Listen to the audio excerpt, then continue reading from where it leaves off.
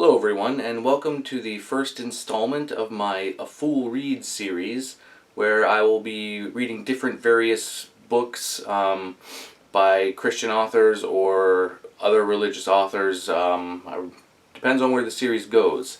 But for right now, I'm starting with The Case for Faith by Lee Stroble. I have read The Case for Christ by Lee Stroble, and I imagine the book will be a little similar, but I don't know. I've only read the introduction so far. I haven't looked ahead. I've read the introduction and part of the first chapter. And I'll be doing, each video will probably be one chapter, maybe two if the chapters are short. And I'll just be covering what he says and giving my response to the things he says, and in the hopes of either finding some truth or showing why I think his arguments are not true. This series was inspired by a YouTuber named Steve Shives. He does a series like this called an Atheist Reads. I decided to call mine A Fool Reads to distinguish it from his, and because the Bible calls atheists fools.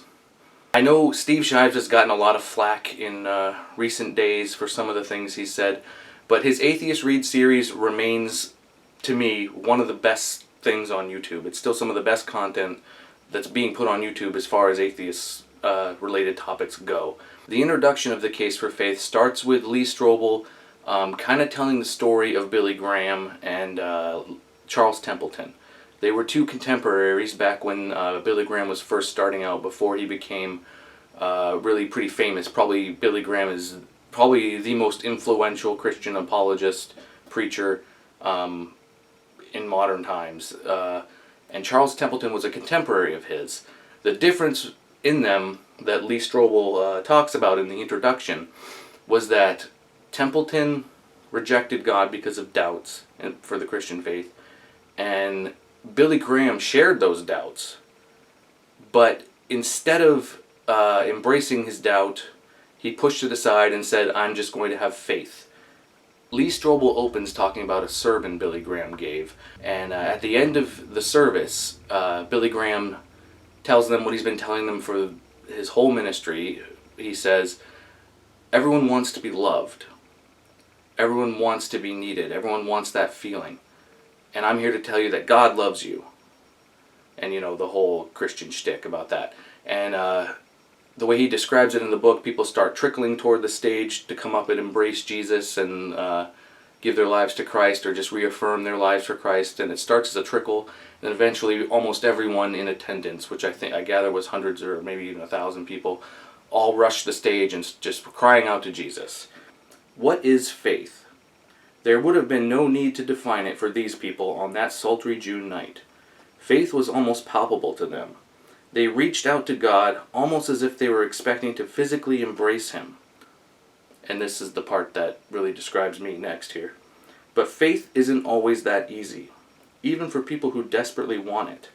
Some people hunger for spiritual certainty, yet something hinders them from experiencing it. They wish they could taste that kind of freedom, but obstacles block their paths. Objections pester them. Doubts mock them. Their hearts want to soar to God. Their intellects keep them securely tied down. They see the television coverage of the crowds who have come forward to pray with Billy Graham, and they shake their heads, as if it were only that simple. They sigh to themselves, if only there weren't so many questions. And that actually does describe me very well. There is a part of me that wants to have faith. There is a part of me that wants to believe that I'm going to heaven and I'll live forever, and that I'm on the right side, and that I'm on the side of truth. But he says it very well. There's doubts that it prevent me from accepting God or Christianity as true. I don't have all the questions answered. And this is kind of where Billy Graham was too. He was in that place where the book describes him as having doubts and not being able to answer the questions. Gripping a Bible, Graham dropped to his knees and confessed he couldn't answer some of the philosophical and psychological questions that Templeton and others were raising. I was trying to be on the level with God, but something remained unspoken, he wrote. At last, the Holy Spirit freed me to say it. Father, I'm going to accept this as thy word. By faith. I'm going to allow faith to go beyond my intellectual questions and doubt, and I will believe this to be your inspired word. Rising from his knees, tears in his eyes, Graham said he had sensed the power of God as he hadn't felt it for months. Not all my questions were answered, but a major bridge had been crossed, he said. In my heart, my mind, I knew a spiritual battle in my soul had been fought and won. So, here are my thoughts. I don't think Billy Graham did the right thing. I want to know that what I'm saying is the truth. And Billy Graham, at least in part, confesses here that he did not know that for sure. But he chose to believe it anyway by faith. The danger of deciding something is true without proper proof, without having the questions answered, is you may choose the wrong answer and stop looking for the right one. And that's something I don't want to do. I want to know I have the right one. Maybe I'll never know. Maybe I can never know what the truth is. But if that's the case, then the only honest answer I can give is I don't know. And I am unwilling to pretend I do know. I am unwilling to say, I'm just going to believe on faith like Billy Graham did. Because what if there is a God, but Billy Graham has the wrong one? What about that? What if it's a different religion? What if it's something like Islam? Or what if it's a God that has not revealed himself to humanity? But the true test of humanity is, will you pursue these questions honestly? Will you do your best to understand truth honestly? Or will you just accept answers that are easy? Or will you just accept answers that you want to be true? Now, I don't know if that's true or not. I don't really think there is a God, so I'm not espousing to that idea. But I think if God exists, I would hope he values honesty. And for me, to be honest, I don't know if any God is real. And what Billy Graham did, I don't see that as a virtue. To say, I'm just going to believe it's true. I'm just going to believe it's true, and I'm going to tell other people it's true and try to convince them as well. When I still have questions, when I still have doubts. I think the way to overcome doubt is to find the answers. And if you can never find the answers, you shouldn't overcome the doubt. Lee Stroble continues to actually go and have a face-to-face interview with Charles Templeton as he's an old man and is suffering from Alzheimer's. And admittedly in the book, Stroble says that when he arrived, his wife came up and said that Charles is not feeling very well today. And Stroble, like a gentleman, said, well, we could do this another time. But Charles did come out and he said he wanted to do it. So they went ahead and had the interview, this man who was in the early stages of Alzheimer's. And Lee Stroble started asking him some questions. And on page 14, he starts here. Was there one thing in particular that caused you to lose your faith in God? He thought for a moment. It was a photograph in Life magazine, he said finally. Really? I said. A photograph? How so? It was a picture of a black woman in North Africa, he explained. They were experiencing a devastating drought, and she was holding her dead baby in her arms and looking up to heaven with the most forlorn expression. I looked at it and I thought, is it possible to believe that there is a loving or caring creator when all this woman needed was rain? How could a loving God do this to that woman? Who runs the rain? I don't. You don't. He does. Or that's what I thought. But when I saw that photograph, I immediately knew it was not possible for this to happen and for there to be a loving God. There is no way. Who else but a fiend could destroy a baby and virtually kill its mother with agony when all that was needed was rain? I think he makes a good point. Lee Strobel doesn't really offer any answers in the introduction. He's saving that for later. So right now, all we're left with is Charles Templeton's doubts, which kind of mirror my doubts. And think about the Christian answers. Think about the answers that are coming to your mind right now as to why God would do this. I've heard people say free will. God, bad things happen. There's suffering in the world because of free will, because we chose to reject God, and there's just all this bad stuff now. It's all the result of sin and free will. To me, that's hard to accept, because even if it is our fault, completely our fault, that there is stuff like that in the world, somehow, it still, to me, feels like it would take a really capricious mind, a really dark mind, a really uncaring mind, to be able to watch something like that, to be able to watch a child starve to death, while the mother and maybe father are undoubtedly praying for you to intervene. They're undoubtedly crying out to you, please send rain. Please send something so that my baby does not have to die. And according to popular Christian belief, God has the power to do that. And sometimes does do it. But not in this case. Why? Why do it for some people and not others? To me, I think, I'm not technically a father, but my girlfriend's child is 6, and I love her. She's awesome. She's the greatest kid I've ever known. And we have a great relationship. And she disobeys me constantly. And she knows she's doing it.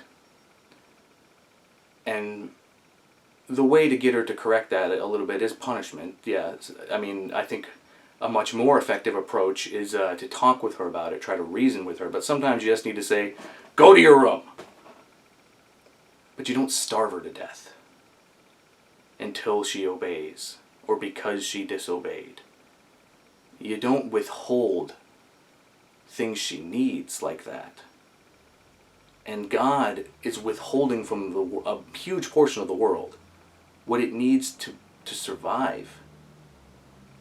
There's kids die every day of starvation and disease.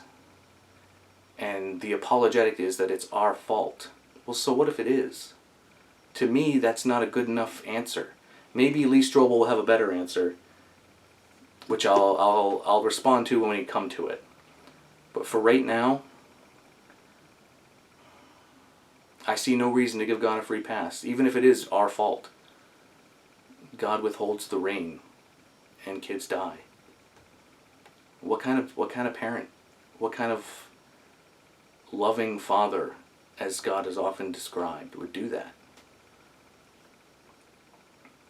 I don't know. If you have an answer, please type it out in the comment section, and we'll talk about it. I can't think of a good one. Lee Strobel continues his interview with Templeton, and Templeton says this: "My mind then went to the whole concept of hell. My goodness," he said, his voice infused with astonishment. "I couldn't hold someone's hand to a fire for a moment, not an instant. How could a loving God, just because you don't obey him and do what he wants, torture you forever, not allowing you to die, but to continue in that pain for eternity? There isn't even a criminal who would do this." Again, I think he makes a fair point. I'm not going to repeat all my objections I already stated earlier, but even when I was a believer, when I fully gave myself over to faith, I never fully could wrap my mind around the idea of hell. I accepted it, and I thought I would get the answers after I died. God would explain it better. Why people I knew, why I thought my mother would be in hell, because she did not accept Christ the way I accepted Christ.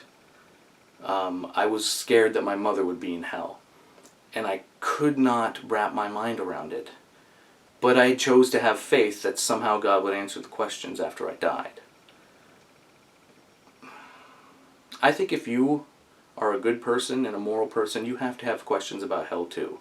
And I know he's going to go into that. I don't think he'll just let that sit. He doesn't deal with it now.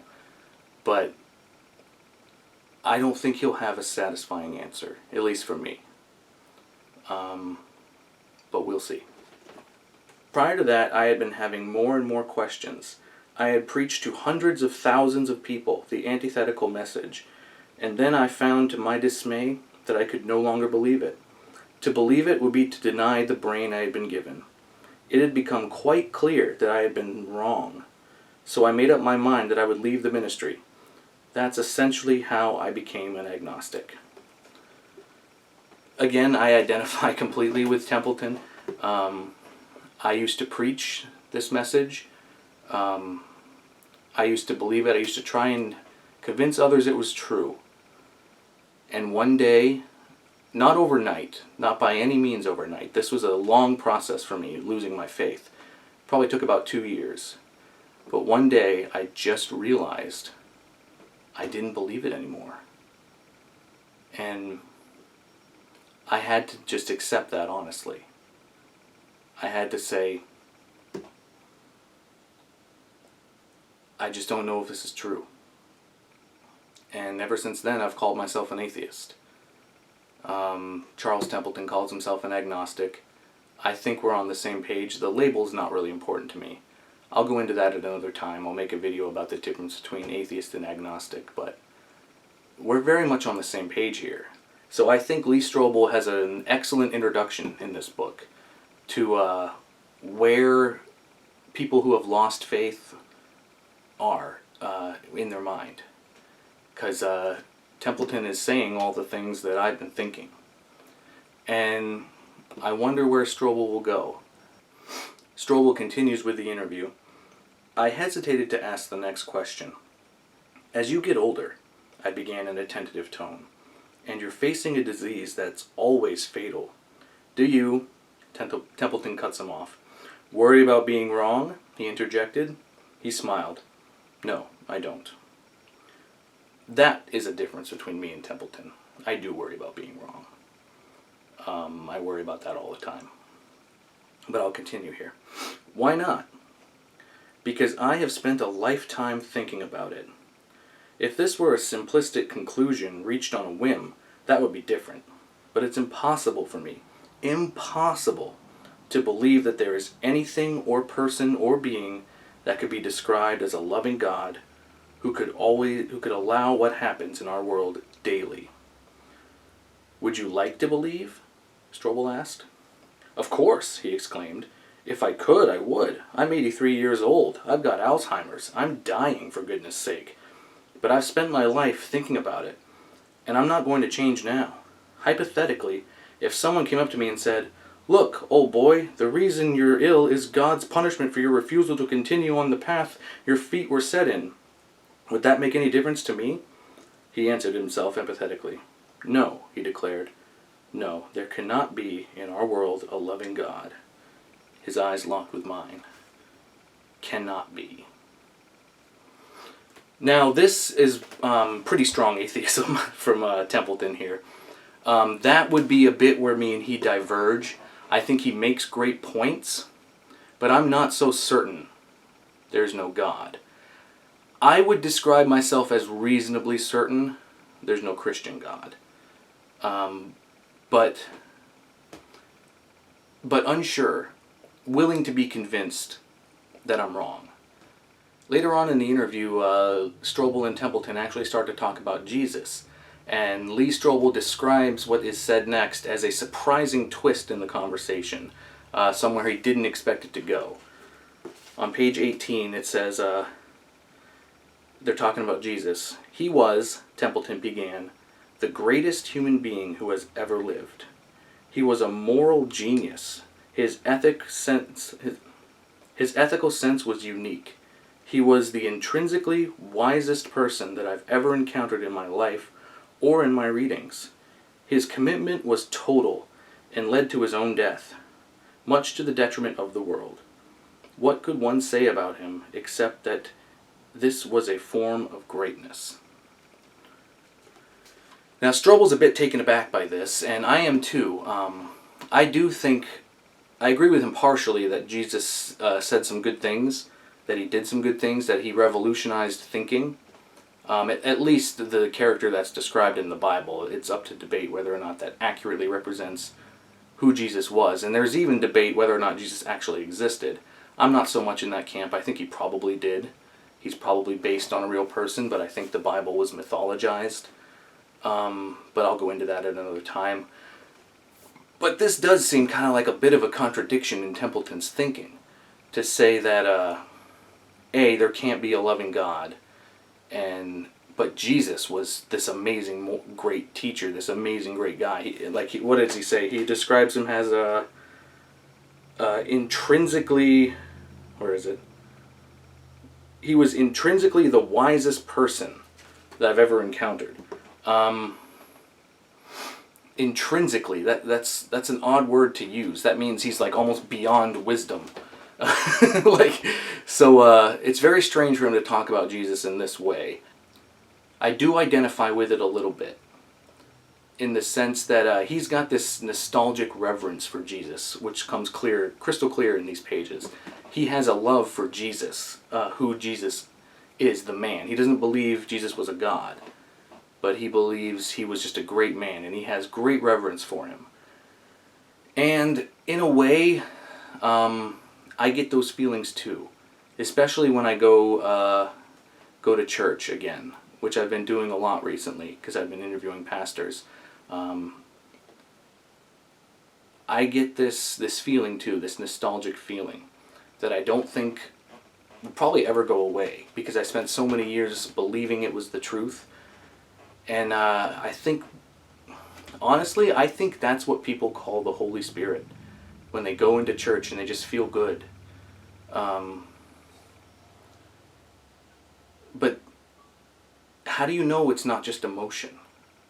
Because when I go into like a really powerful movie or something, I feel good there too. I have similar emotions, similar experiences. If a really good song comes on in the car and it hits me just right, I can start crying. The same way I can start crying if a sermon strikes me just right.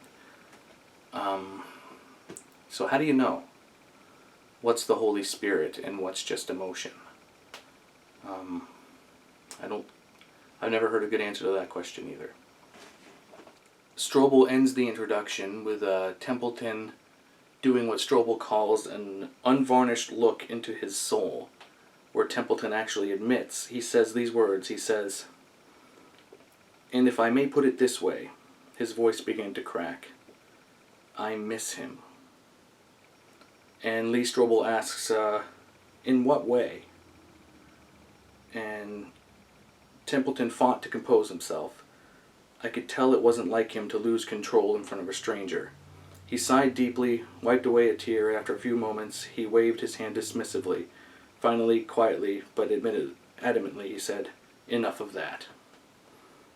And that's how Lee ends the chapter. He ended on this note of Templeton saying, "I miss him." And that's where I'm going to end this video too, because in a way I identify with Templeton there too. I miss the feeling of knowing Jesus. I miss the feeling of thinking that he always had my back, and that I was going to live forever in heaven, and that I was on the right side. I miss that too. And I think probably most atheists will agree. Atheists who were once Christians will agree that there's always a spot somewhere in here for that kind of thing, that kind of feeling, where you always think back. Maybe you sit down at a church again after years of not going, and in a way it sort of feels like home. But I don't see any reason to think that that points to actual truth. I mean, I get that feeling when I watch the movie Hook again. The movie Hook with Robin Williams. I watched that all the time as a child, and then years ago I watched it again as an adult, and I was bawling through the whole thing for some reason. It was just a nostalgic experience, and I feel that kind of reverence sometimes when I'm in church. And that's part of the reason I'm doing this, to make sure I haven't missed something. So thanks for watching. I hope you enjoyed this video. If you do, please like it, share it, spread it around, spread it to others so other people can see it too. I'd like to have people come on this journey with me if you're interested. And one way you can do that for sure is to subscribe to the YouTube channel. You'll get updates every time I post. Or if you're not on YouTube but you're on Facebook, you can like the Facebook page Drunken King 23, and you should also get updates there whenever I post a video. Thank you very much for watching.